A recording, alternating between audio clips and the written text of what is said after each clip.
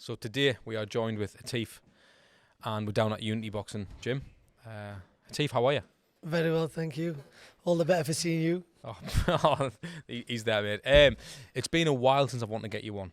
Obviously, I know that I've did a bit of work with you from the content creation point of view. I've seen what you've done at the gym. I've seen what you're doing with the young kids. I just want a little bit of a background for people who don't know you. Obviously, I know a bit, but just tell the other people. Kind of, where did your journey start in boxing? So I'm one of 7 children. I'm the only boy. I've got 6 sisters, 4 older, 2 younger. I was only small growing up. I was 10. I was about 28 kg. Literally, I was tiny. So my dad took me to a kickboxing gym. Pat Revelino, what a legend he was. 2-time world champion I am.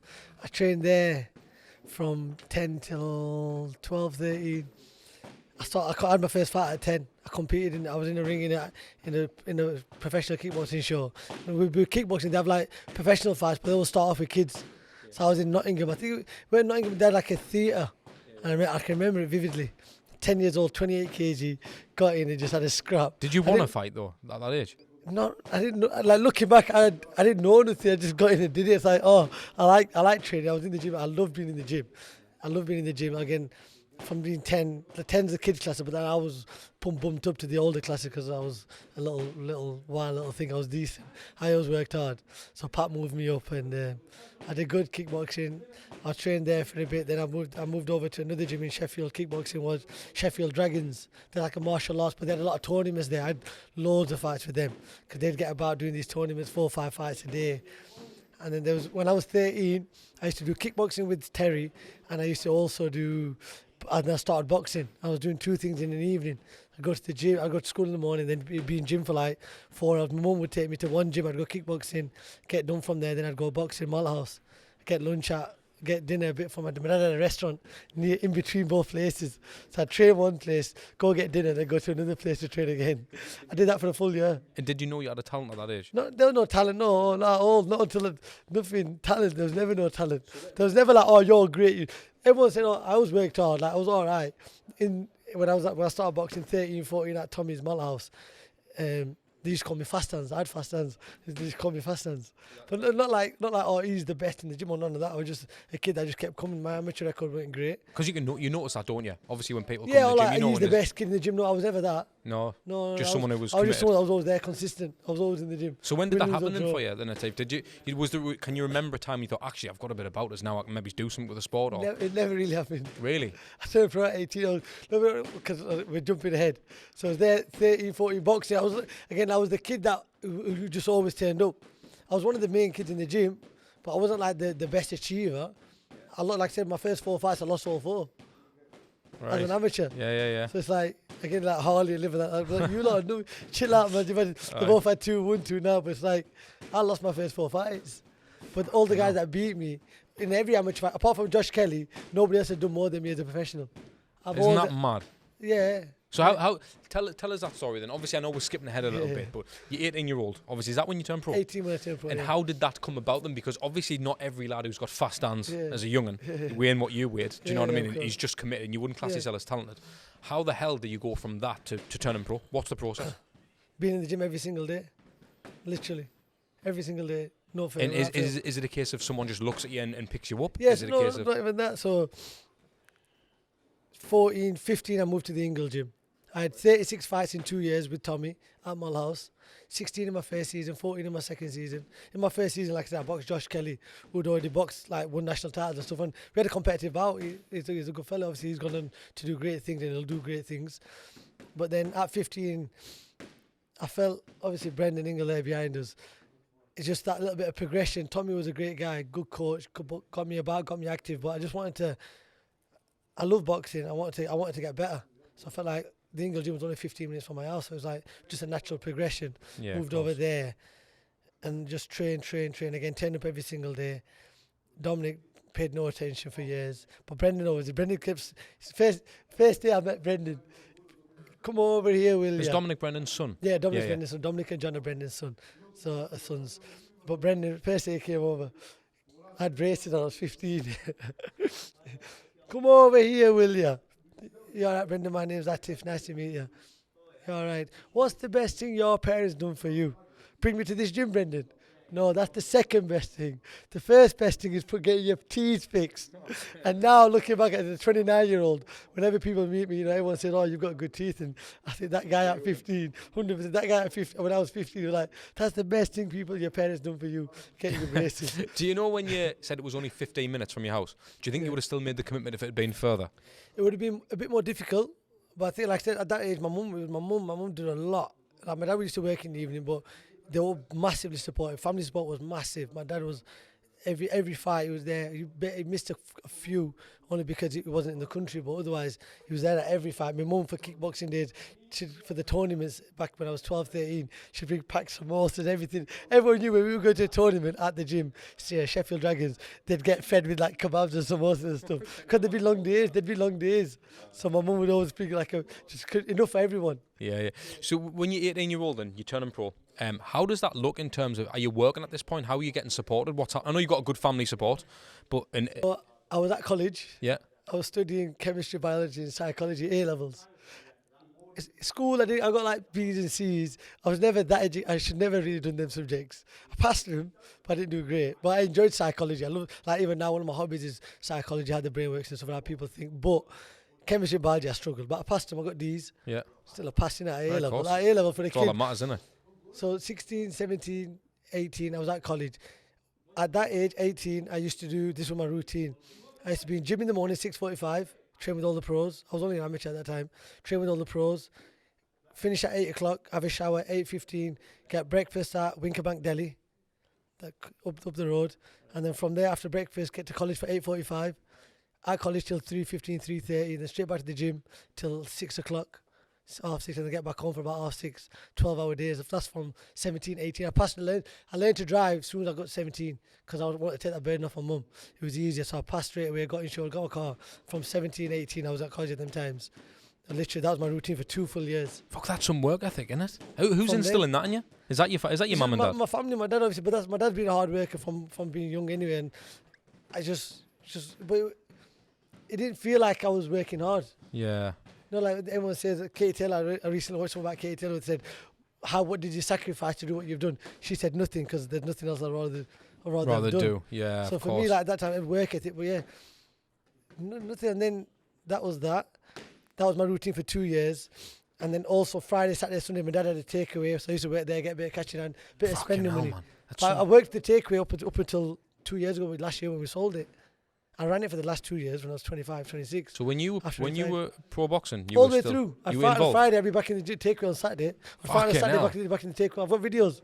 I'll be back in the so you're out there Sunday. training with Kell Brook and Josh and doing all these bits and bobs, and then you're in a takeaway. Yeah, fucking hell, mate. That's 100% boxing on Sky Sports on the Saturday, Sunday back in the takeaway. Fucking, that's mad. That like. So did you feel like the man at the time? You know, when you're training with all these pros and stuff. Like, how did that make you feel? Looking back, like at the time you take that. Looking back, it's a madness. Like I'm so grateful. That's what I'm doing now. It's like I can do it because of all the people that I've trained on, the experience that I've had being alongside them people. But at the time, you take it for granted. You don't realize where you're at and who you're with. And because I never got a signature off nobody because I was that guy that wanted to get. I'm not bothered about getting signature. I'm going to be giving my signature out. So I was alongside them people. I was aiming to be there. So I'm not a fan. I'm working as hard as you guys. I'm doing everything you guys are doing. I'm going to get there one day. Unfortunately, I didn't. But I'm not bothered about that. But that was my mindset at the time. And I think you need that mindset though, don't you, to get there anyway to start to be able to achieve anything in life. You can't look at people and put them on a pedestal. If you want to get there, then they're no different to you. No 2 hands, 2 feet. I work just as hard as them, if not harder than some of them. Because it's kept you incredibly grounded, and obviously I know the great work you're doing now, and we'll talk about that, in a bit. So when you're going through these kind of pro ranks and stuff, and you're fighting on Sky Sports, you're back in the. Have you noticed much change around you? Has your friends changed? Has your support network changed? Has locals changed? Because surely you're getting recognised, mate. You're on Sky Sports. You know what I mean? Like, how's that for you? Is the money different as well? No, the money was nothing. My friends, we'll get to the money. My friends were the same. School friends, I never really had school friends because I was that busy in the gym. Everyone would be playing out. I wouldn't be playing out, I'd be in the gym. So I lost like my school friends. I still see them to this day. I'm like, hello, hi, how are we doing? But I wouldn't say they're my friends, the people that I grew up with, and I've got respect for them all. But then, like I said, 14, 15, 16, I was in the gym every day. I weren't playing out. Weekends, I still never played out. I was resting, I was chilling, sat on, just watching. And were you happy? Or did you miss that? No, never. No. I wouldn't miss it because I never had it. Yeah, But true. I'm so grateful now because what did I miss out on? Yeah, exactly. It's not as Fucking hell. bad now. It's not as bad as then as it is now though. Now it's madness. But like I said, so from then I made my friends when I went to college. I was 16, 17, and they're my friends. They're my friends now still. So all the way through the boxing before I turned pro to now after, the handful of friends that I've got are the same handful of friends that I had before and after. Yeah, But we of missed a course. bit when I turned pro 18. I'm gonna get to this. I went to Dominic King. I said, Dom, it was like September time. I had an amateur fight coming up. Dom, I've got an amateur fight coming up October. Just letting him know. He said, oh no, we're turning you pro, and that was how I turned pro. Fucking That was hell. how I turned And pro. how did you feel? All that. Okay. That was it. But I suppose when you're training that hard, you're kind of dedicating your life to it. You kind of got to expect it's going to happen, Yeah. innit? I wasn't like overwhelmed. I was like, oh, all right, no problem. I wasn't expecting it. I wasn't expecting it at all. Yeah, that's the thing, because it's a little bit like with the podcast and what I do, or even in the content PT business. A lot of the I said it in a podcast previously. Actually, you've got to have a sense. I wouldn't say a delusion, but I've worked with the high profile athletes and influencers I've worked with purely because of I know that's going to happen, and I've got to have the mindset I'm going to get them. So, for instance, I know you're the man in Rotherham, you're the man in the boxing scene round here, and I mean we're early days and we're in it, we're doing it. 100%. We're making it happen. I think it's putting that. You're dedicating everything to it. To think that wouldn't happen, it's mad to not think it. Do you know what I mean? Like, but it is. But like I said, the mindset I have now, or that I developed over the years, it wasn't what I had then. mm-hmm. It was weird. I was very immature mentally. Really, I was like 18. Physically, I wasn't even a mature 18-year-old then. Like I was still very slim, same weight as what I boxed at all the way through my career. Really, but I was physically very immature and even mentally. But like you look back now, I'm 29. We think 18 was when you're 18. You think 18 is old. Yeah, of Like, think about yourself. Of course you do. I'm 33 now, mate. No, but when imagine you're how 18, you thought when I you're know 18, you think that's. You think, oh, I'm getting old now. That's But it. really, how much have you changed from being 18 to now? I feel younger now, really, because now I you know feel, what I know. Yeah, exactly. But you're nothing what you were then. But what you thought you were then, you thought you were the man then. So talk to us about your boxing career then. Obviously, I know that it was. I mean, how long were you boxing for altogether? Professional. Was it until you were 25? 7, 8 years, yeah, from 18 to 7 years, 18 to 25. So, and how did that kind of? What did you kind of experience? Progress. Yeah, what was the progress in that, and where did that, and why did that actually come to an end?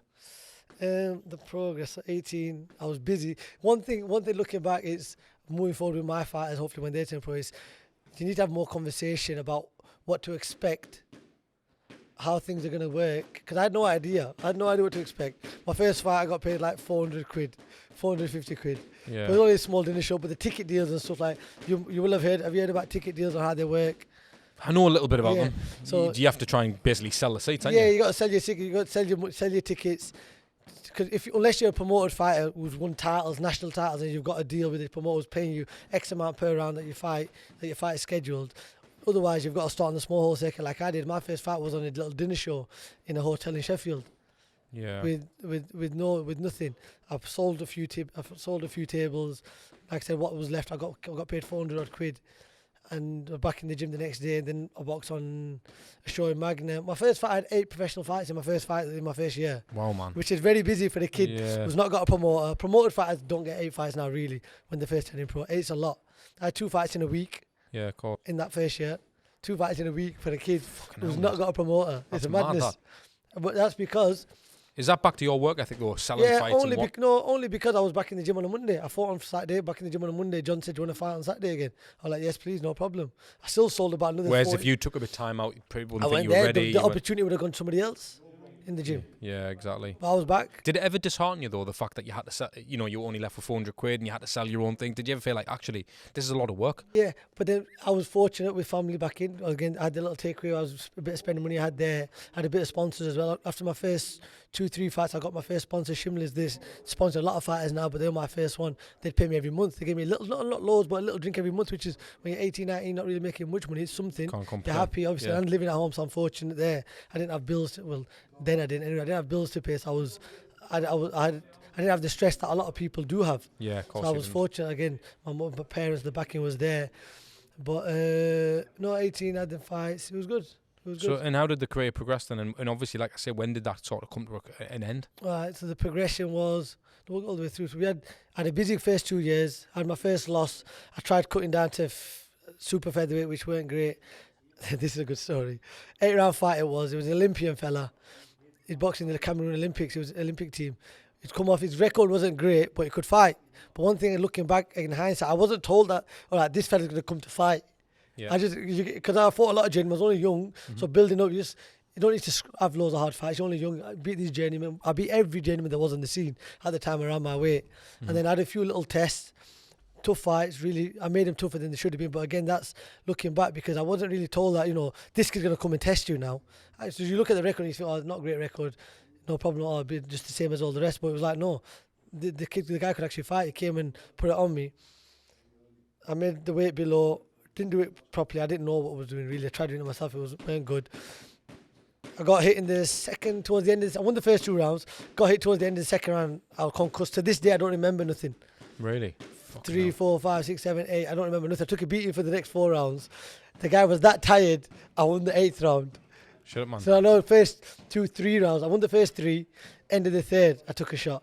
Got pummeled the next 4, but I just scrapped it out, survived, whatever. He was that tired that the last round I won. You took the but I lost on 1 point decision. I lost by 1 point. Close fight, whatever. I lost that fight, no problem. Still back in the gym on Monday.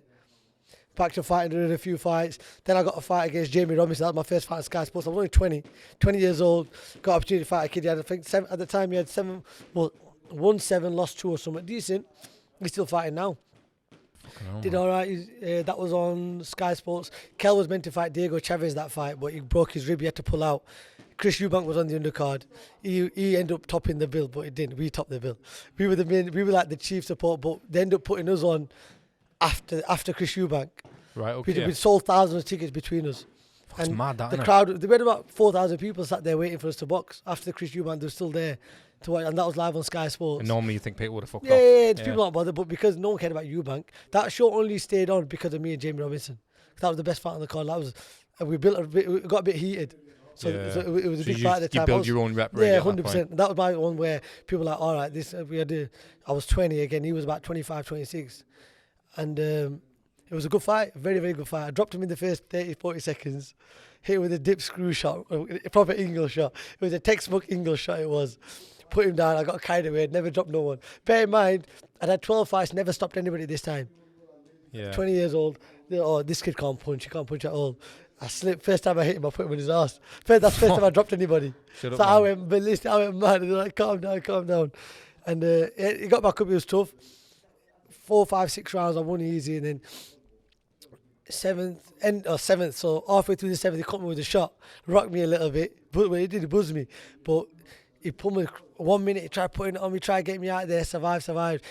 End of the last minute, I hit with a body shot, boom, put him back in his place, winded him, and then round 8, I come back out and boxed his head off. He probably won a round or 2 in the whole fight.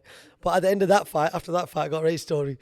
Growing up, Prince Naseem Hamed, everyone knew Naz. Yeah. I went to the gym because of Naz. I remember having his VHS license to thrill with the flames on his gloves. Yeah, of course. You see that picture. Hell, after that fight, I was 20 years old. That was the same year Mayweather fought Pacquiao.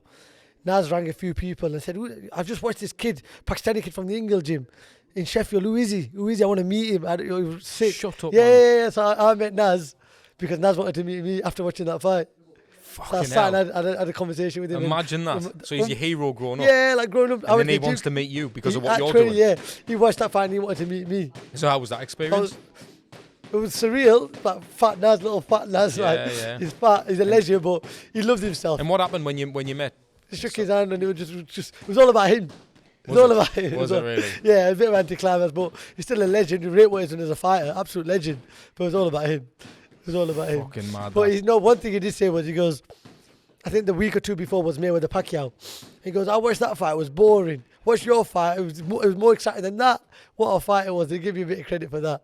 Did that do anything for you? Obviously, it did stuff for you mentally, but did it do anything for you in general, like in the press? Was that picked up on? Not really, no. I wasn't really like with the press, so it wasn't like, I wasn't very big on social media myself for my own career. This is why what I'm doing now with the kids, I make sure I plug them more than they plug themselves, really. Because I know how important it is, especially in this day and age. But back then, there was nothing. But that's the moment that I know. How old were you at that point? 20. So when I fought Jamie, I was 20 years old. So Jim Robinson, obviously done the business there. Yeah. What then happened after that?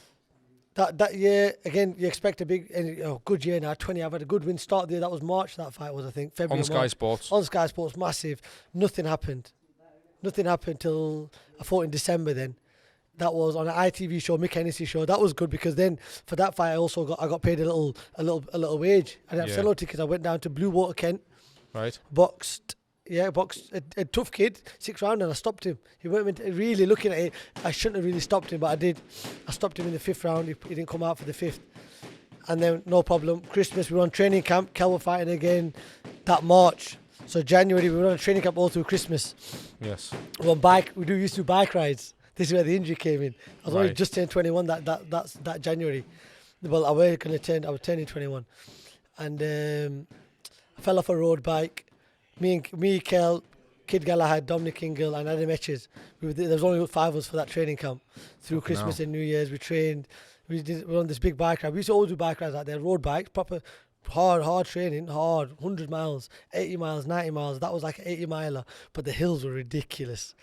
Like them sort of rides, long endurance work, mentally they're challenging. Yeah, of But course. me, I flew off at the start. I flew off, and they caught me up, and then me and Kel at the time we were pushing, coming down. We left them because we went a little bit higher just to get a little video. Or high up, you're up in the clouds. You're up in the gram. you're up in the clouds. Aye. You're in the clouds. So I've got the videos, and we're coming back around the bend, and it was like this. I can remember it. It was like this, literally like that, sharp. And I didn't realize I was coming down fast. Kel said this afterwards. Kel goes, I came around that bend, but he's done that ride before. And I thought, fuck, that's a sharp bend. And he looked back, and I'm on the floor. Fucking hell, So man. I put my hand down, and I fell. I remember falling. I can remember this. I remember falling. Put my hand down, sliding, boom, end up under the barriers, cliff, big hill, and my bike ended up under. And it would have been over. But that's fine, no problem. No, I still thought, I'm getting back up. I'm going to get straight back on the bike. Got up. I can't feel my hand. I looked down, my bones hanging out. Oh, mate. I can't feel nothing though. I Fuck's can't sake. feel nothing. It's mad. Fucking It's hell, mad. man. Like, I'm sure have you showed us picture? Have you got photos and that of not of the actual, not of just that, after? but after, like when they stitch it all up, and it's disgusting. But at the, that picture, I've got like me and Kel have a mental image of that. I shouted, Kel. Kel stops because he knew I knew he looked back and he saw me. Comes up and I'm like, come on, the Kel runs away. His initial reaction was to run away, but then he comes back and we're like, fuck. Start ringing Dom. Dom, they're like, no, you're lying, because they knew we went up. They go, no, you're just trying to catch up with us. Like, no, he's fucking hands hanging out. I was like, no, you're lying. They drove off. They carried on. We flagged down 2 cars.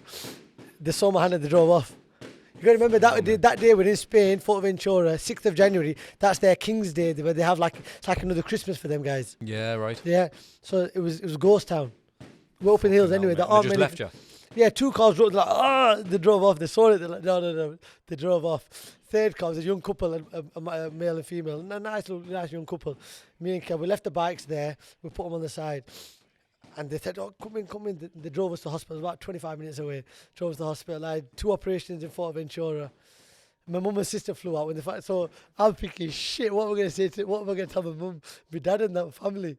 I'm like, oh, fuck, Did you think career-wise that was fucked? Oh, my initial thought was, when I dropped my hand, I've lost my hand. Forget career, I thought I lost my hand.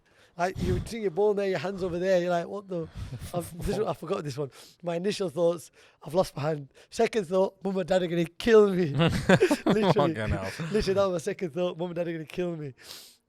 And then all that, we got dropped off. And then on the way, I'm in the hospital, I'm thinking, shit.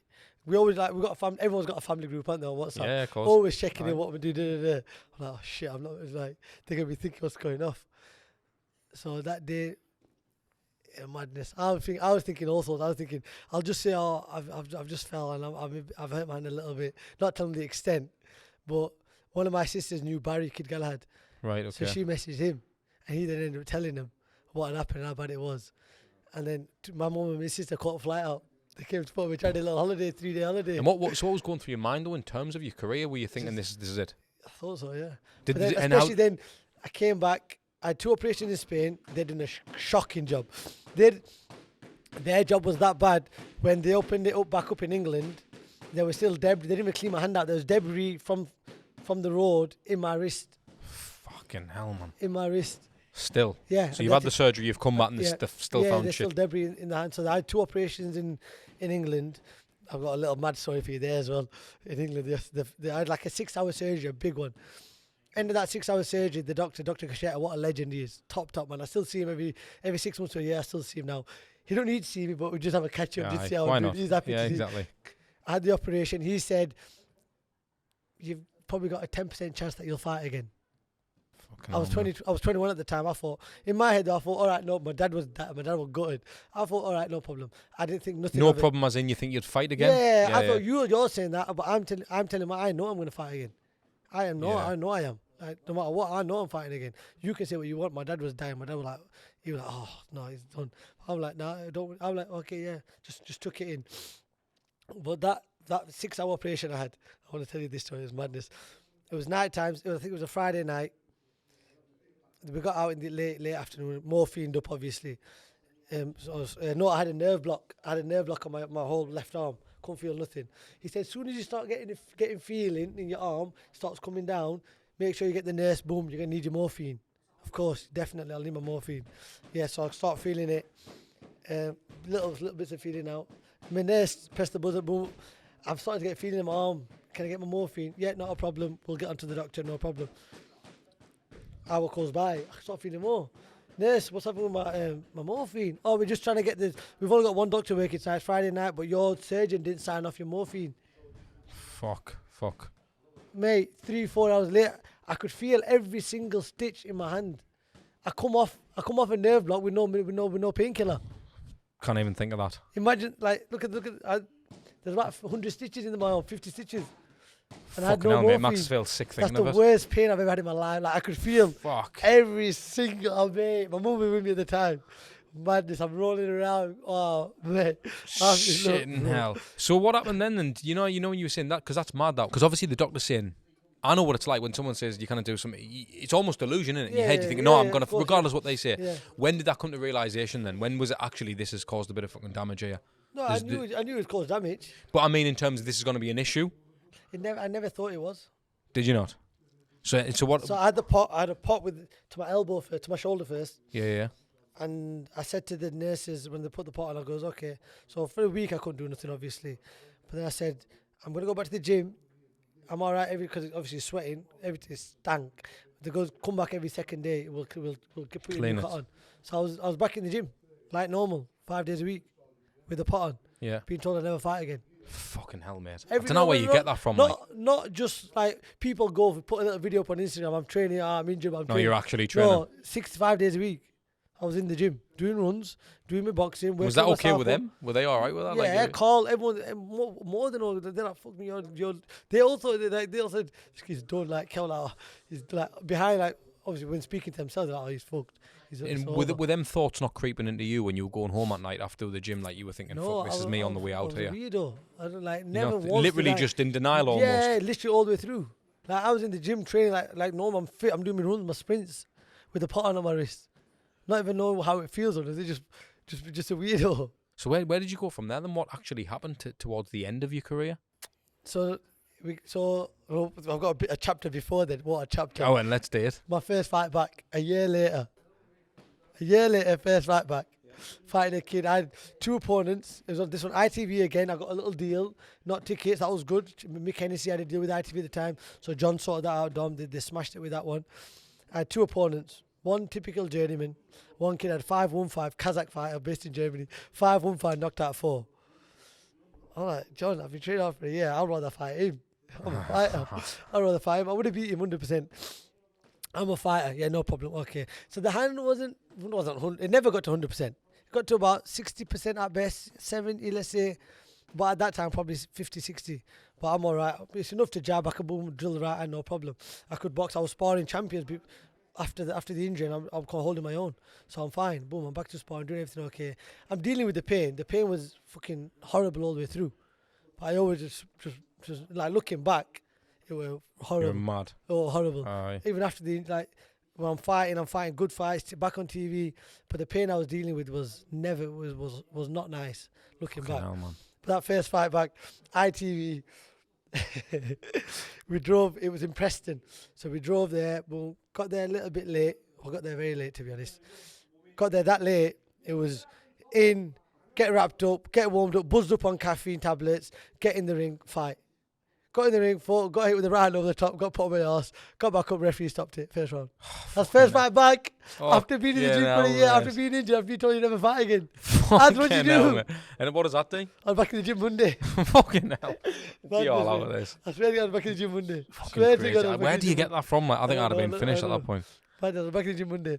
My next fight was only a few months later, Kell against Errol Spence, Bramall Lane.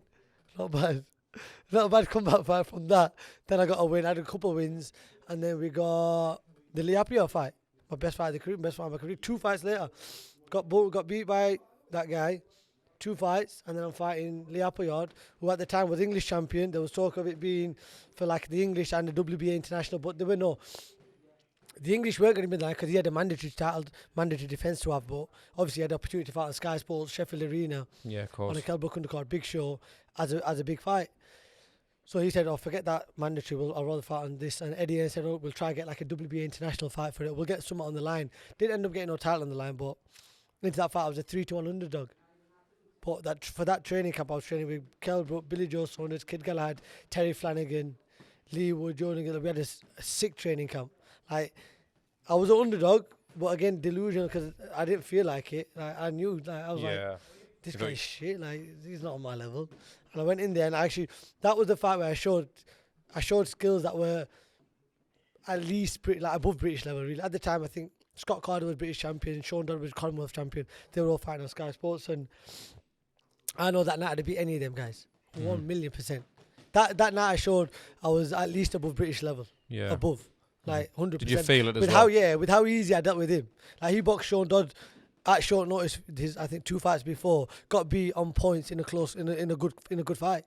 At short notice, and he had full camp for me. I absolutely destroyed him. I broke him down and I broke 2 of his ribs. I stopped him in the 5th round. And that's a guy that can't really punch. I went a puncher. Just placement, timing, it was just easy. It felt effort. Don't let me get in flow state. Yeah, that was flow state, that fight. Like that fight, they beat a lot of fights. And that was your best fight? Yeah, 100%. Again, that's another fight I was an underdog. Performance or how you felt? Both? Everything. Yeah. And a lot of things. I still could have done, I still can do more than that, but what I've shown, to be able to do it on fight, like I said, it's difficult. A lot of guys go through, there's hundreds of thousands of boxers that fight. People don't realise. A very small percentage get to go to a higher level and show what they're capable of, or even a percentage that fight in 50-50 fights and get the win, or fight in a fight where you're meant to actually, someone's made better than you and you beat them. That's it. Not many fighters go through a career and beat guys that they meant. And I've never been close to anything like that. I can't even imagine the pressure going in front of people. It's on Sky Sports. People are eating popcorn around you. You know what I mean? It's a different level, isn't it? Yeah, it's a different level. That's whether you can fight or not. Dealing with that is something. Yeah, of course. Do you know what I mean? So then that comes back to me being a 10-year-old fighting in a theatre as a little kid. It never changed from that to obviously the bigger fights a little bit, but the nerves, because you don't feel nerves like I did as a 10-year-old. What's nerves? You know, but just so what do you look up to fight? Atif, what do you think?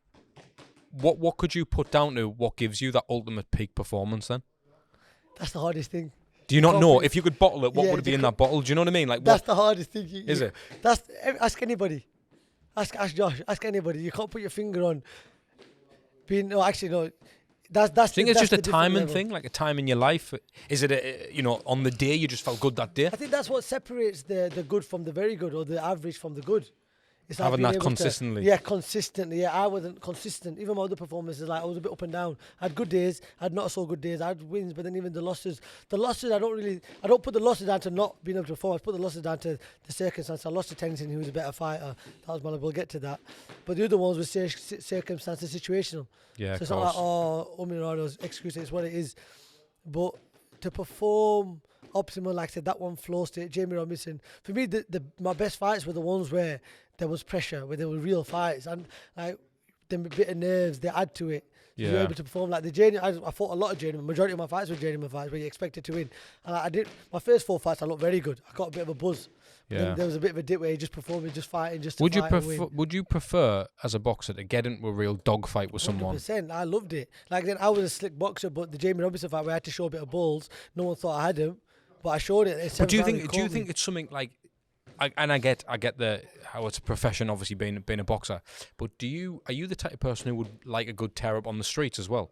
You know, some people just like a good scrap anyway. I've had fights. I've been kicked out of school for fighting. I've been sent home. I've been driven home by teachers for fighting. But then for me, what stopped me from doing that regular? I got jumped on my prom in a suit. We got in a fight, and I was in a suit on prom night. Fucking hell, mate. You could fight. No, but I was only 50 kg, 5'2". But you're still boxing. Yeah, that's what it was. So I went afraid of a scrap, but I never went looking for it. I was a nice guy, like teachers will tell you. Growing up, I had a teacher saying, I forgot her name. She was a lovely lady, but I can't remember her name. She said to me, whatever you do in life, you'll do all right, you. I remember that. I remember you telling us actually that before, yeah. And she said that, and I can't remember, I'm upset that I can't remember who it was, but I remember being told I was only like 12, 13. Sometimes that's just enough to give you that bit. Yeah, and still like something I've in told you, you about before, so I like that plays in my head. Yeah, you have. You did tell us the first time I met you, you told us that. So it's like, thank God I'm not doing too bad, but I was, again, the fighting. I love the fight. I could fight. How much of boxing plays into it if you ever had to fight on the streets? Do you ever think boxer mode, or do you think get out the situation, or just stick one on them? So I'll tell you now. So that school days was different. I never fought regular. I've had a few fights, handful of fights, but I never fought often because I knew I get home. My dad's, I'm not going to the gym. No, I'm getting a bollocking. My dad wasn't soft. My dad wasn't soft on me at all. So I had that fear where obviously a few times I got into it, but there were situations I could help too much. But I knew I can't go looking for stuff because I'm getting a bollocking, and then I'm not going to the gym. For me, anything, if I ever got anything wrong in school, I'm not allowed in the gym in the evening. So that was my thing. But again, so probably 3-4 years ago, the closest I got to, I'm a grown man. I've not had a fight since 16. My last fight, prom. I'm a grown man. I'm 20 odd years old. I think I was 23, 24. Road rage. Some guy pulled up in front of me, slammed his brakes on, come out to my car, opened my door. I'm like, yo, the Asian fella, I think he was a bit drunk or whatever. I just put my hand out there. I went, calm down. Over just some petty road rage stuff. I goes, what are you doing? I goes, calm down. And I had my hand there and I had this one cocked. I thought, if he touches my right hand, I'm giving him that distance. That's my space. So I'm calm and collected. This is down to boxing, really, that I'm able to stay calm in that environment. In that situation where a guy's hot-headed, he wants to put it on me. I'm sat in my car, he stood on top of me. I'm there like this. Calm yourself down, you don't want to do this. I thought in my head, if he touches my hand, he's getting the left hand straight to his chin. But luckily, I was able to de-escalate the situation because I'm a grown man. I don't need to prove myself. I know I can fight. I know if I hit him, I'm knocking spark out. Have you ever been challenged on the streets because you are a boxer though? No. Like, do you not get? I get that, but my dad always used to say that. You need to be careful. People are going to test you. Because I think there'd be some arseholes on the streets. He thinks he can box as on Sky Sports. But as you know me though. I know that's not your style, is it? No, but never my style. But I'm a nice guy, so I'd never give nobody a reason to even do that. Like a bit of road, I was driving a bit close to his arse or something. The guy pulled up and trying to bloody have a scrap. That's his problem, not mine. But like other than that, I don't put myself in them situations. I don't go out clubbing. I don't drink. I don't do drugs. So it's like, who's gonna try? Like people in a drunken situation, them things happen. Yeah, of a course, sober person's never gonna try to put it on a professional boxer, quote unquote, because they know they're gonna get knocked out. So only when they get drunk, they think, oh, he's a boxer. Let me test myself against him. And you're not really ever. And I'm never in that environment, so it's like I was never tested. So in a way, that's what I'm saying. You avoided a lot of potentially bad things. Loads. What was it? What's it like being an Asian lad in this area when you were growing up, and obviously in the boxing world? Did you ever experience any adversity in that respect? Any kind of racism or anything like that? No, not directly. I'll tell you what. So everyone remembers a few years back the Rotherham grooming scandal. There was a lot of the cases. It didn't feel right. Nothing directly again, but you could just sense some unease, and it weren't nice. But now things have moved on. No. Do you think you kind of tarred with that brush type of thing? Because obviously there was a lot of... Yeah, of course, 100%. Yeah, I get that. That affected every age. But never grown up, you never faced any kind of remark? I've been called a packy, but other than Brendan called me a packy. Did he really? Come here, you take packy. But what he used to do was just make it nothing. Someone that you love and you adore and you look up to. Yeah, I remember when I fought Jamie Robinson, 20 years old, they were shouting packy. That was the grooming scandal, Rotherham groomer. I remember hearing it all walking out to the arena. So you're walking out on Sky Sports and people in the crowd are shouting that type packy, of term. Rotherham groomer, Okay, how the fuck do you deal with that, mate? It was nothing. I can't get out. How is it not? It's still fucking that. No, it was nothing. It was I just got in the ring and beat the guy up. But I can remember that if I close my eyes, I can hear their voice. I can look back and picture myself walking out. Yeah, I suppose boxing's probably helped to that, because without the boxing, I don't know how thick-skinned you would have been. Maybe you are of course. In general. Definitely the boxing. Being around Brendan massively. So coming from obviously that towards the end of the career, Yeah. like I said, we'll go back into that. Yeah. Kind of how did that come to a? So 2018, Brendan passed, and things changed. Not things changed. The gym just felt different, like instantly. And then Or just the atmosphere. And it was very, very busy at the time as well. The camp was ridiculously busy. I beat Lee up a yard. I didn't end up getting a fight. I had another injury. I had a little elbow operation, just a little one. I used to get lodged, so I had to have a little operation then. And with the gym being that busy at the time, I felt like it changed, and I just took myself away for a bit. I needed change. Even though now I could go back to that gym now, it's still home. Like, they're fine with me, but at the time it was too busy. So I think I just relieved a little load off their shoulders as well. It was nothing personal. So I trained in Manchester for a year with Haroon Headley. I trained there. I was managed by Dave Cordell. I had a few fights, and then there was talk of all sorts, this, that and the other. I got offered a James Tennyson fight. James Tennyson was European champion. He'd boxed for 2 world titles. He boxed for one before. He boxed Tevin Farm at the time. Boxed for a world title, got beat. But he was a legit British and European champion. Massive step up. Really looking back, hindsight. I know if I was at Ingles, they'd have said, not ready for that yet. Don't do it, yeah. But whoever I was at the time, whatever, that encouraged, yeah, you'll be fine. But really, looking back, I know I wouldn't have been fine. I knew I had the skills, which I showed in a round and a half. I was boxing his head up. But then he caught me into the second round, and he could punch like. He had 21 fights, knocked out 19, but we knew you had to stay away. But I just didn't. Looking back, I just didn't have the discipline to do it. I showed the skills. I was at the skills, but just he caught me with a big shot, put me on my ass. I'm all right. I went all right. He stopped me. Back in the gym again. Back in the gym one day, as always. There was talk of me boxing in Scotland on I forgot the fella's show. That fell through. So I was a bit of a dip anyway with boxing. And like I said, the risk was never better, never 100%. So I'd always have checkups every 6 months. November, I had a checkup, and they said the cartilages, you've got basically nothing left, mate. If you carry on, we're going to have to fuse the whole hand. Right now, I've got some movement, and then you'd have nothing. You'd lose the complete movement in your hand. And just with how the career went and where I was at the time, I thought, you know what? I was like, it's time to go. So did you make that choice to just yeah, it was like he kind of made it for me, but I was on a dip anyway. And then with that was just like the icing on the cake. That was the straw that broke the camel's back. It's like, all right then, I'm done. November, I will like that month when I had to come to the realization that, you know what, I'm done with it. I'm fed up, broken. Mentally crippled. I remember, didn't you go into a bit of a downstate? Yeah, that month, November. Like I never use that word. I'm not. Like, I had a dip. I felt like shit. Barely left the bed. What's the reason you don't use the word? Because I don't know. I don't know. It's just a word it's overused. I feel it's overused. Yeah. So I try not to use it. I felt like shit. What's the difference, really? Like, I don't know. Chemical imbalance in the brain, I don't know. But for me, a lot of people, I think, like I say, it's overused. The chemical imbalance, there might be something, but a lot of people just feel like crap and they call it depression. Yeah, I agree with that. Like, I think you've went through that stage.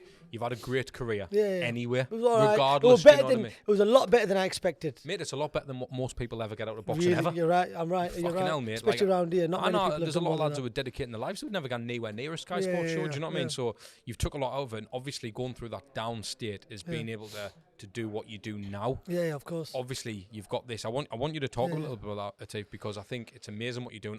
For the people who are listening and watching, who don't actually know, I've been down here again to create some bits of content for you, and I've seen the amazing work you're doing for these young people. Obviously, they're coming off the street. Some of them have got horrendous backstories and things like that.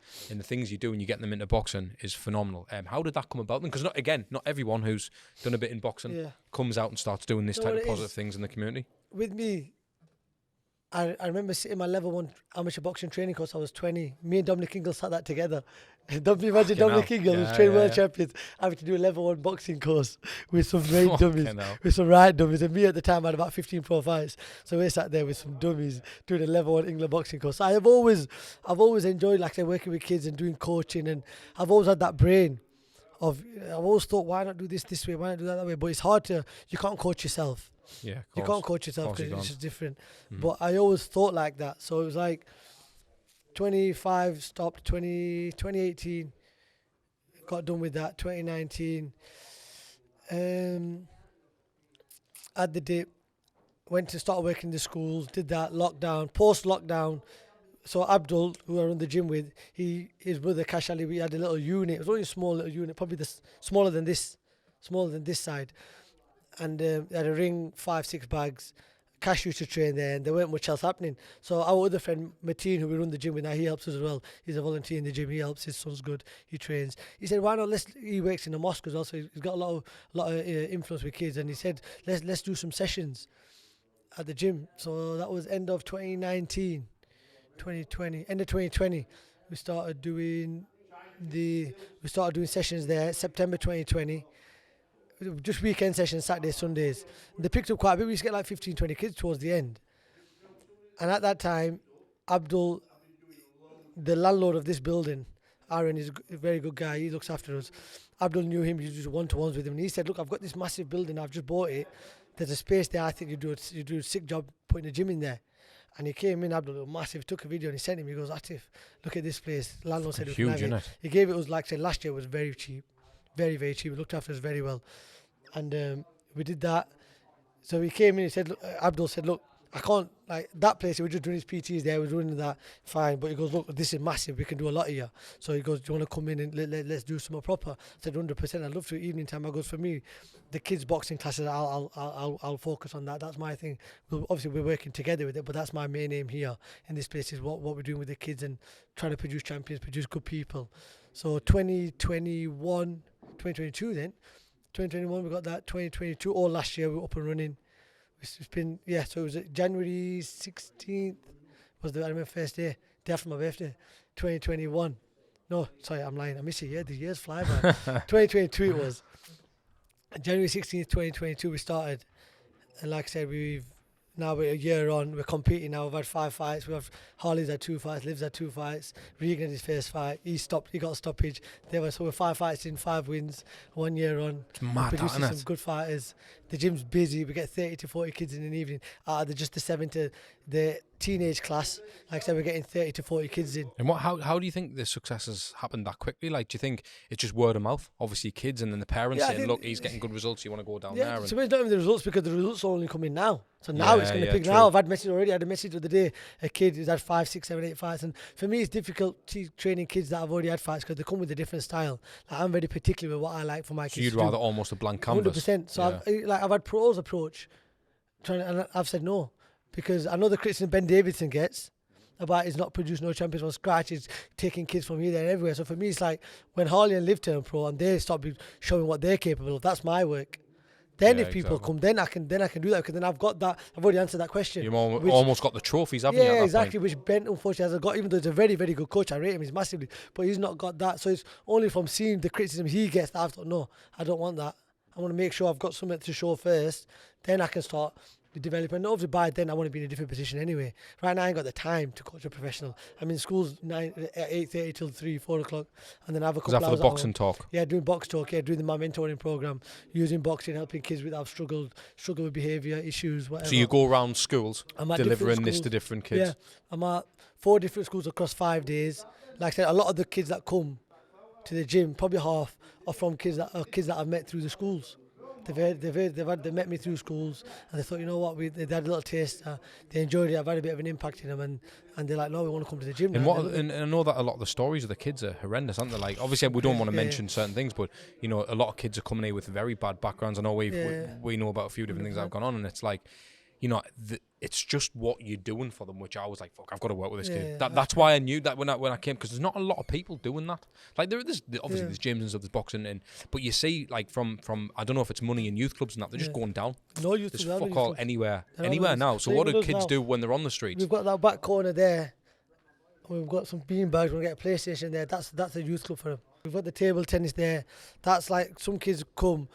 They like being here. They like being somewhere, but they can't be asked doing the boxing. Yeah, of course. So it's still a place to get out though, and exactly. It's still a positive environment. It's somewhere for them to be. So it's like, all right, we've accommodated them now because they come and they don't really bother about boxing, but they just want to be somewhere. Yeah. I think they feel safe here or whatever. So it's like, all right, we've created a corner there where you can just chill. So that's what I was going to ask you, Atif. So with obviously you're getting a lot of kids in here. Yeah. People are coming here anyway. It's positive. Obviously the reputation that you're creating, it's almost a brand now. Yeah. This place, the Unity Centre. So like when you know, you've probably been seen on the Last Misfits card. I know you were in Tom Zanetti's corner. Yeah. A lot of people know who he is. Influential person in the scene, in the boxing scene now, which is mad. Yeah. How did that come about? Working with someone like Tom. It's a friend of a friend, and the friend said, "Look, do you want to? I've got Tom Zanetti. He wants to get into the boxing. Obviously, I've recommended you as a coach and his manager." They said, "Look, send us some boxing videos over." Your coaches started sending them videos of Liv when she first started boxing to Liv then summertime. How good she. I said, "Look, that's my work. Look at that, and you'll see what I can do as a boxing coach." Yeah. So they're like, "Oh, she's sick." So he said, "Tom, I'll tell you a bit." So he came summer. I met him we had a conversation. I told him what I expect. Like I know how busy I am, so it wasn't for me like, I'd love to know. It was like, all right, this is what I expect. Because I said to him what Brendan used to say to us: "You look good, I look good. You look bad, I look bad." Yeah, exactly. I said that to him the first time I met him. It wasn't like, "Oh yeah, I'll do everything, your holy grail, whatever you want." No, it's like you've got to do what you're told. I'm the boxing coach. If I'm the boxing coach, then I'm in charge. It's my way. Yeah, and it's my again. I'm very very busy, so it's my times. It's not. I can't be. I'm not flexible. I can't be flexible. Summer was good because I went away with them quite a bit. I had a bit of flexibility at that time, but September time, I said when I met, August is fine, but September my times are going to change. Everything's going to change. I'm not going to be flexible. We've got to train at these times. We've got to be doing this, and this. And he said, okay. We trained. We did the first session, and he said because Tom was meant to fight twice previously, or once previously the year before, and he had a full camp, and then the fight cancelled week of the fight, and we did one session. And he said he learnt more in that one session than he did his whole last camp, which was a big compliment. Just the power of what you're doing. Yeah, which was a big compliment. So, and then like I said, he loved it. We built a good relationship. He's an absolute legend. Do you know what's mad as well? Like when I spoke to Tom when we were here last time, and obviously he lives a party lifestyle, and the fact that he said that, he was going out on benders, doing this, that, and the other. Obviously, getting with you, mindset changed. Bang, and you saw it. Even I saw it to what I saw on social media. And then obviously I was down at the Misfits event, saw the lad fight, saw you corner him, and all that good stuff, and just seeing the type of bloke that you're creating. And it's mad, because I'm just looking at a guy on social, and I know all these kids in here are looking at that guy. 100%. So, what's your thoughts of the influence of boxing scene? Because I'm getting mixed reviews. The last guy, Tony Jeffries, I've just had on. Tony said he absolutely loves it. He said it's bringing the eyes to the sport, and he said the people who've got because people are complaining that influencer boxers are getting paid too much money, but he's saying they deserve it. They built the brand. Exactly. So they've done the hard work already. Yeah. So then, no, with the influencer boxing, it's good. Like with me, when I said with the Tom thing, I thought straight away. My thing was, I know it can benefit the gym and the kids, so that we'll make it work. He's like I said, he's been here when I've had 40 plus kids in, and he's sat and took pictures of them all, and he's had a little conversation, got up top of the ring with me, and we spoke to all of them. So they like, everyone knows Tom's songs. Like even if you don't know that's Tom, everyone's heard his songs. Yeah, exactly. So they but the kids around here, they're all rough kids. He's Council Estate area. They all know, like everyone knows Tom. Like they've all heard his music, and then he's stood at the top of the ring with me, telling them, listen, concentrate, do well, all the positives. So then taking a picture with them all, that's massive. So that was one of my things when I knew I'm training him. That was one of my aims, was to get him in here, get him speaking to the kids, get him spreading that positivity. But then that was that. But then the influencer boxing, it's good. It's good. It's like I said, the eyes to boxing, fantastic. Kids are watching it. What about to the pro boxers though? For the guys who've dedicated their lives? Bitter, but like we said, like Tony said there, they've created the brand. They've done the hard work with their side. But then with Tom, I don't know how everybody else is doing it, but with Tom, he trained like a pro. So he put the work in as well. He moved from his big house in Wakefield, wherever he lives, to a little smack den in Eastwood Rotherham. Mate, where he was staying was rough. Yeah. Some of the videos, it was rough. Like it shows the dedication. That's what I'm saying. He's got plenty of dough. He didn't do that. He did it, but like I said to him at the start, you've got to do it. Like if you're going to do it, you've got to do it properly. You're not doing YouTube boxing. You're doing boxing. Yeah. And that's exactly what he did. So for the younger boxers now getting into boxing, would you say that, because again, Tony did say on the last podcast that he thinks it's important for boxers to build a brand. Yeah. So because you know yourself, what's a chance of really becoming that elite level boxer and making a living out of it? Do you think it's a wise decision for boxers just getting into it now, just creating content, creating a brand? Yeah, it's important. Like I said, there's got to be a balance, hasn't there? There's got to be a balance, because now you see some where they think creating the brand's more important than actually training and working hard. Yeah, they're just coming in doing that's what I'm saying. Like you train, you can't creating a video of them on a bag and that's it. You can't create a brand, but then not train your ass off like an elite pro and expect to to be a good professional fighter. Like I said, boxing as a whole in the whole world has changed. The art of boxing has changed. The levels, especially in British boxing, the levels of British boxing is poor now, because we see this now because look at the amount of genuine world level fighters there are. Yeah, Genuine world, like look at the last Olympic cycle. There's only a couple that are actually world it's mad, champions, isn't but then it? that are actual genuine world level. And what do you think's happened? What do you think's wrong? Coaching, I don't know, coaching, the old school, the mindset of boxing. I think social media's so massively changed boxing. So this is what I'm saying. Where with my kids, it's like they train on. I'll plug them. You see me on my socials. I'm plugging them more than they're plugging themselves. My kids don't not like that. But it's like, all right, I'll do that for you. I never did it for myself, which is probably why another reason why I didn't get some of the opportunities that I thought I deserved. But it is what it is. But now I make sure we don't make that mistake for the kids. So I'll do that. I'll do that side for them. The ones that work hard, the ones that are doing it properly and that want to do it, and that I see have the potential to actually do a bit. All right, I'll go on that side. I'll get them. Like I said, I'll get ads to come down and create some content for you. Yeah, You're not going to do that. I'll do that because I know you deserve it. You work hard enough and you've got what it takes. So they're getting the full package, aren't they, when they come Yeah, here? exactly. Yeah, 100%. Do you know what I mean? You're getting people in to inspire them, like Tom and yourself. 100%. Obviously, they're getting content. They're getting, it's all good vibes, all positive. You're creating a 100%. real community here, mate. And I've got to just congratulate you for that. I think it's 100%. fucking phenomenal. I don't want to keep you too long, mate. I know you're a busy bloke, and I respect your time. But I just want to thank you so much for having you on the show, mate. It's been an absolute pleasure, mate. Pleasure. Cheers Thank for you your for time, having mate. me. I appreciate you.